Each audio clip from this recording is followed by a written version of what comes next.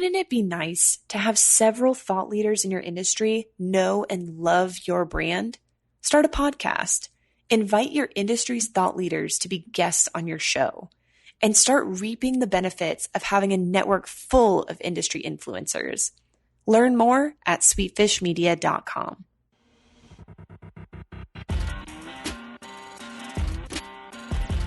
You're listening to the B2B Growth Show, a podcast dedicated to helping B2B executives achieve explosive growth.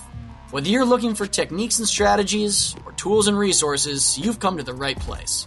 I'm Jonathan Green. And I'm James Carberry. Let's get into the show.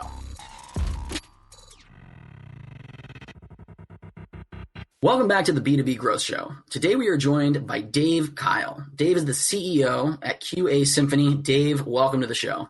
Great. It's terrific to be here. Thanks for having me.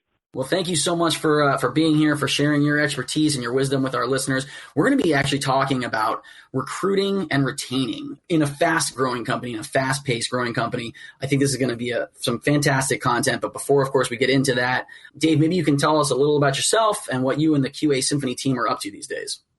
Thank you for that. QASymphony is a SaaS company based in Atlanta, Georgia. We've also got a development team in Saigon, Vietnam, and we've got a small sales team in London. So we have upwards of 120 associates today. We've grown very quickly over the past 4 years. We've got 80 folks in Atlanta. When I joined about 4 years ago, we literally had 4 employees here. So we've been growing nicely. Our focus is on providing an enterprise software solution to large organizations so that they can improve both the quality and speed of their software development and testing process. And we've got many very large, well-established Global 2000 organizations as clients of ours. Our website, QASymphony.com, will give everybody a better sense of that. So that's the intro on the company.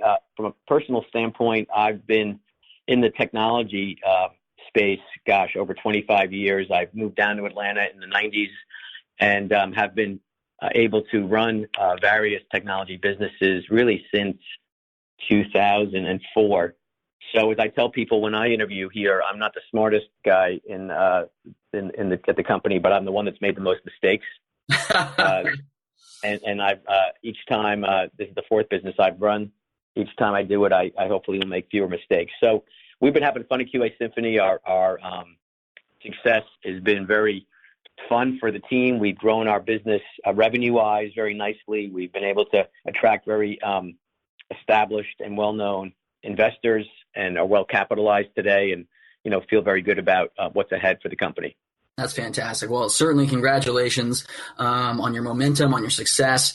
And it also speaks volumes as to why we were trying to bring you onto the show today to talk about this idea. I mean, going from 4 employees to 120 associates over 4 years. I mean, you're bound to not only experience some growing pains, but you also, you're doing something right. And when we were talking a little bit earlier, you had mentioned that way that in which you recruit, you retain, it can be in some ways a direct indicator of success. But I don't want to speak over you, Dave. Kind of what has been the basis for your success when it comes to recruiting and retaining, especially in this idea of trying to attract talent that are possibly 5 years out of school?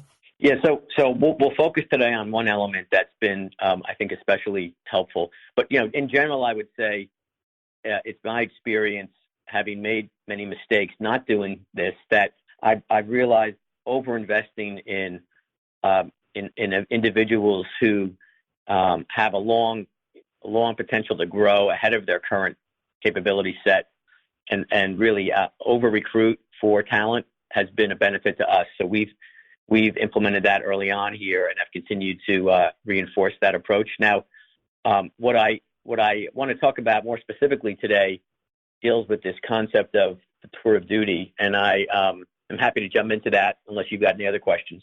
No, I think that's a great place to go.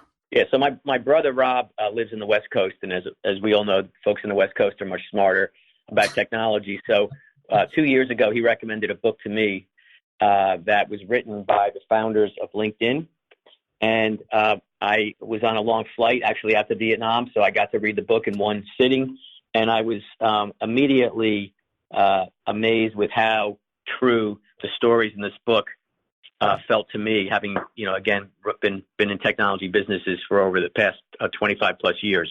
And really the key theme that jumped out at me is in the book, The Alliance, they highlighted how things have changed. The world has changed. And, back 10, 20, 30 years ago, there was this concept of, lifetime employment.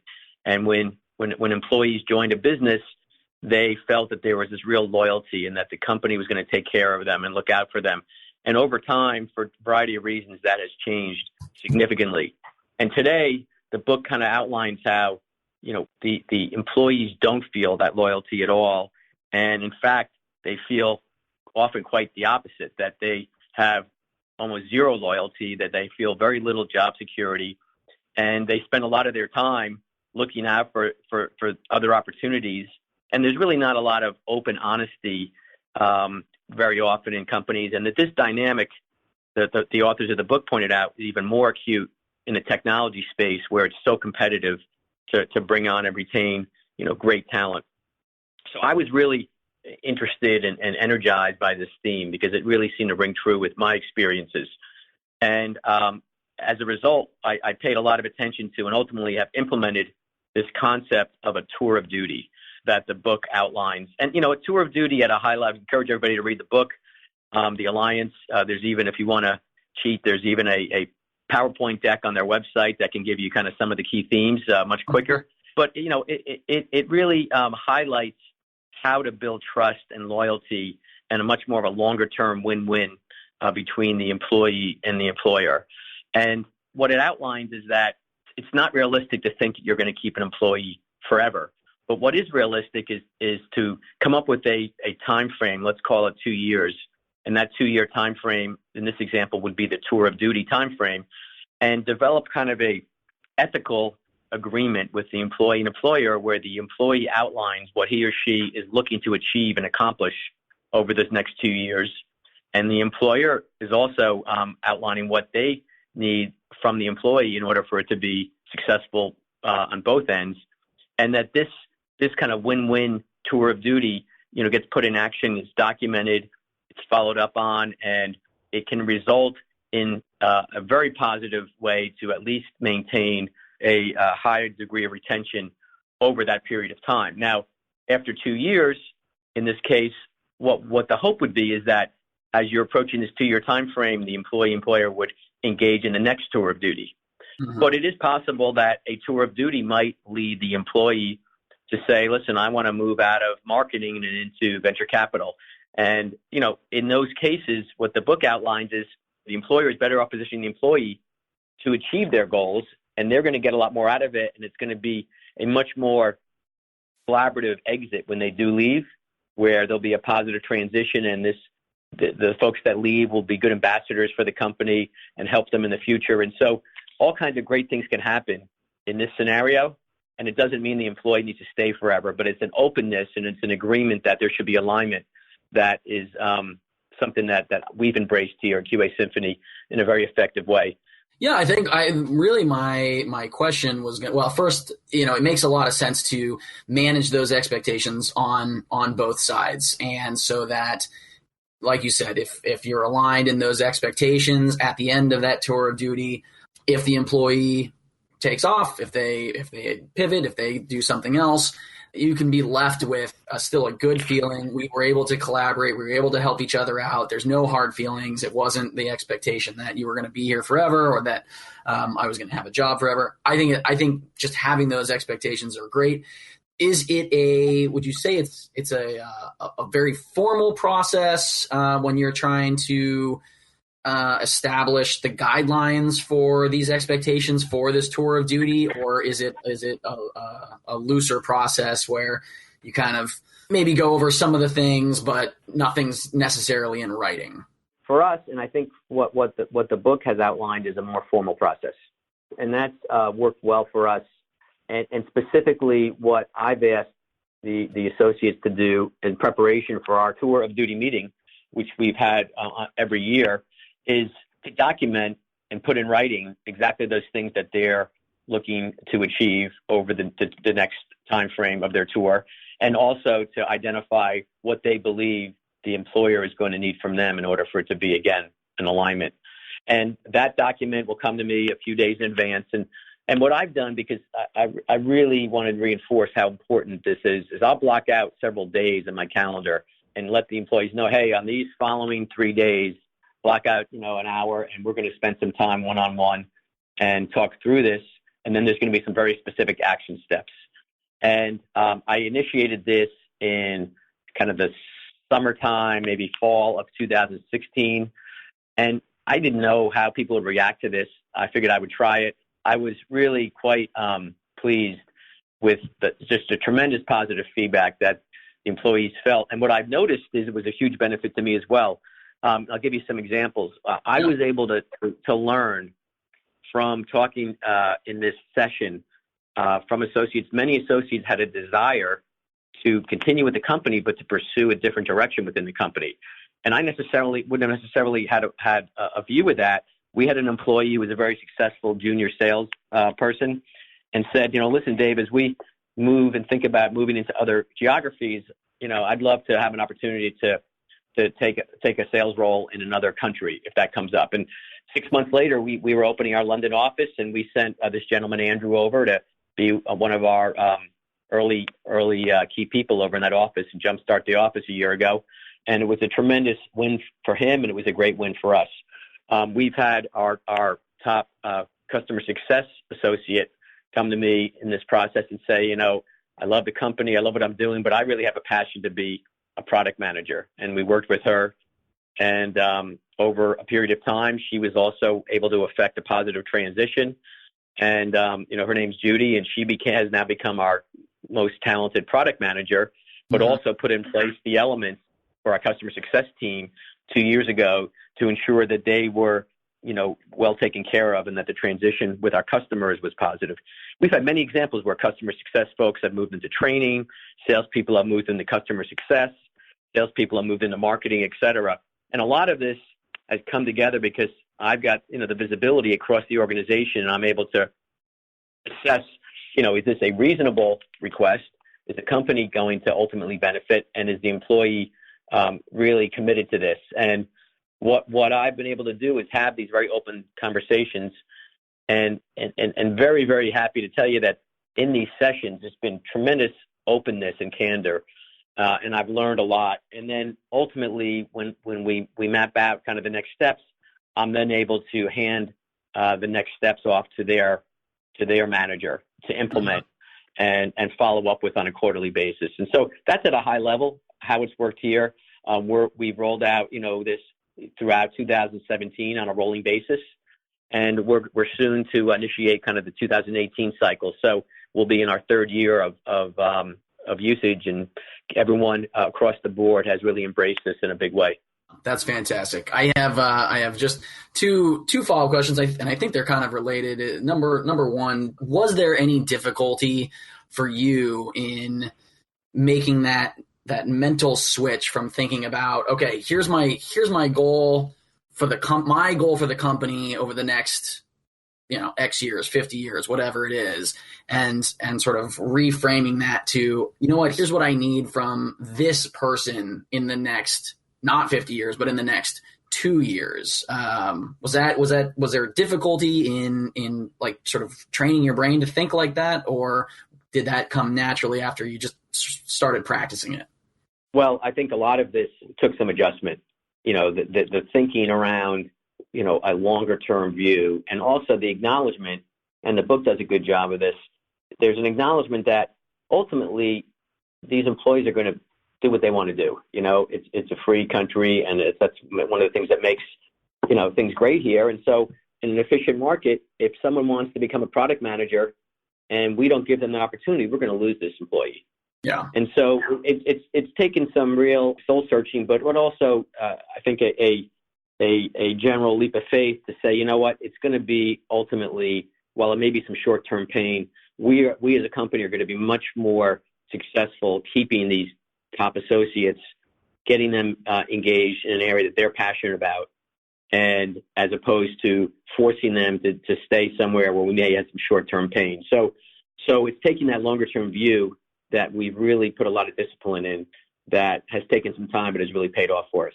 Got it. And in kind of the second part of that question, it sounds like being very intentional, making the time to talk to these employees has been a huge part of that success in sort of fostering that open communication. Was there any difficulty for you in ascertaining some of this information from the employees?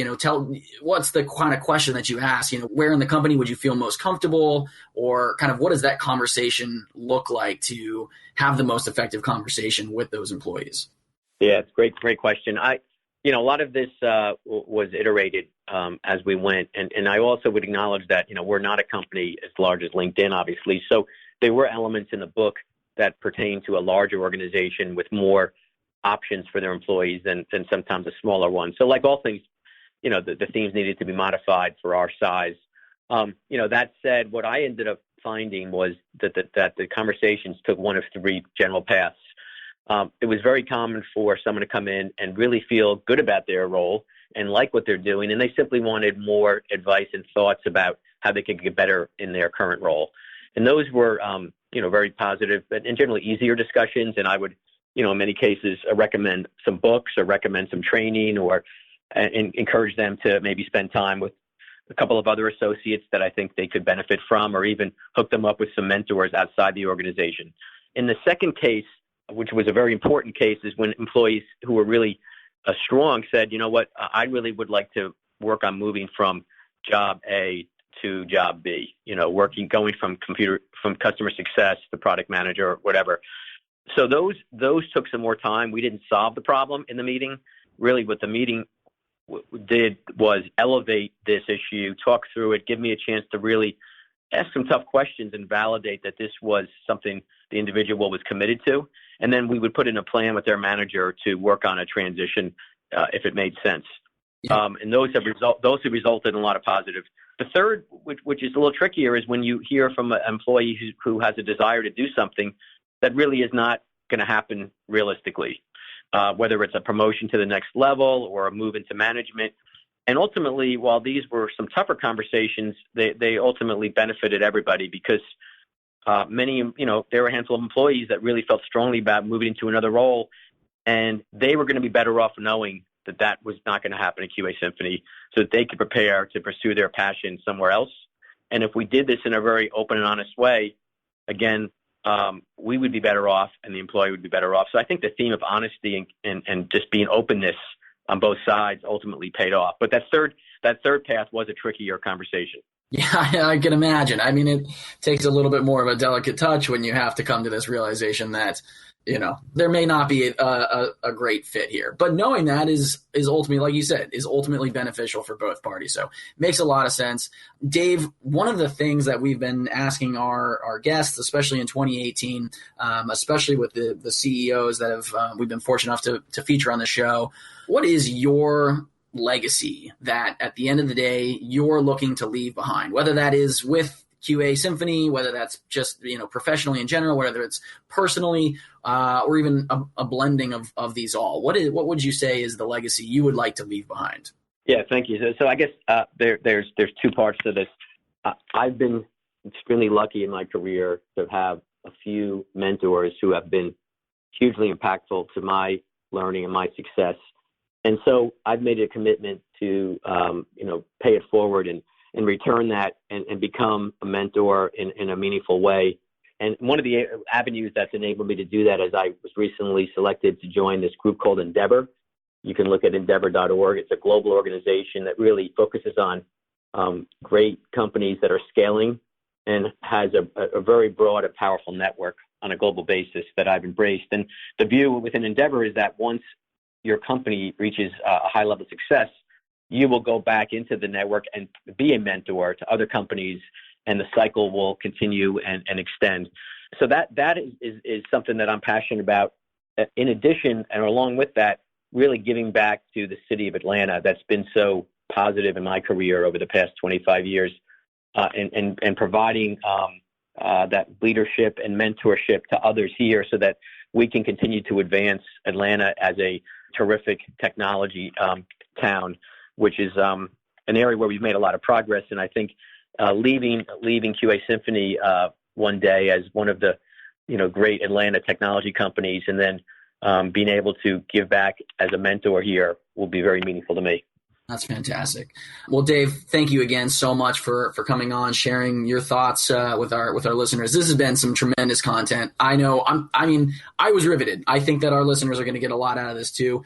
And if any of our listeners are interested in following up with you after today's episode, they want to find out more about recruiting and retaining. They want to talk to you about the tour of duty. They want to find out more about QASymphony. What's the best way for them to go about doing that? Sure. I would encourage everybody that wants to get in touch with me to reach out to me via email. It's DaveKeil at QASymphony.com. Dave Keil at QASymphony.com. And I look forward to hearing from others and helping where I can. That's fantastic. Dave, again, thank you so much for your time today. It was an absolute pleasure having you on the show. Thanks for having me. Enjoyed it. There are lots of ways to build a community. And we've chosen to build the B2B growth community through this podcast. But because of the way podcasts work, it's really hard to engage with our listeners.